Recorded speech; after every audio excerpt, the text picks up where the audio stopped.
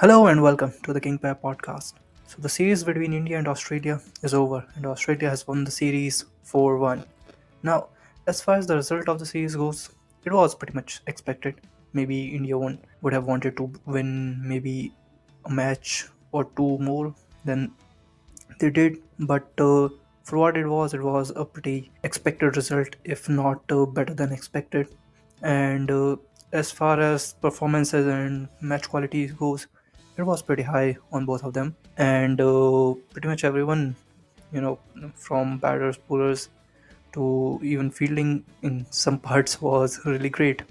As far as pitches go, they were pretty good. I mean, I had expected pitches to be flat to make the matches more high scoring, and they were as expected, which made it a pretty entertaining series. I mean, for women's cricket, the pitches have always been the ones that spin bowling mostly. There's also some movement early on, but as we saw throughout these all five games, that the pitches were much flatter than they usually are, and there were little bigger boundaries. And honestly, we haven't seen a lot of women's cricket taking place at night time, which was also kind of a change of pace, especially in India. And there's also a point about the crowd, which was obviously the second T20 I saw the one of the biggest crowds for a women's game, 47,000, and it was all in all really good to see all the support for the local team. And as far as a general consensus for the series goes,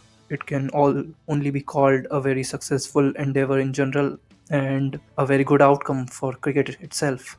Now let's move on to some positives and negatives about the series. Let's start with positives for Australia. I mean, for them, almost everything is a positive. They saw the debut of Phoebe Litchfield, Heather Graham. They both did really well. Ashley Gardner, who was initially losing some form, she managed to gain form back. Later on, she did well with both the bat and the ball and ended up being player of the series. And as far as Elise Perry and Grace Harris go, they have now basically consolidated their place in the middle order. So Elise Perry, who was previously known to be too slow with the bat, is now suddenly really fast. And Grace Harris is, well, she is that. She is that kind of a batter who can bludgeon the ball, and she did it here as well.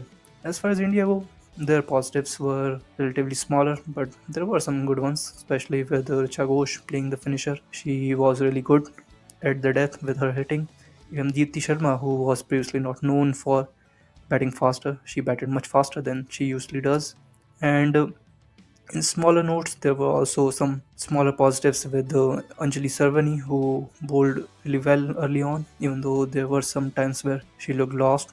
Still, she did really well for the debut series. And even in a smaller dose, the fifth T20, I could see Harleen Deol, who had done really well with the bat, showing intent from ball one and utilizing the power play really well.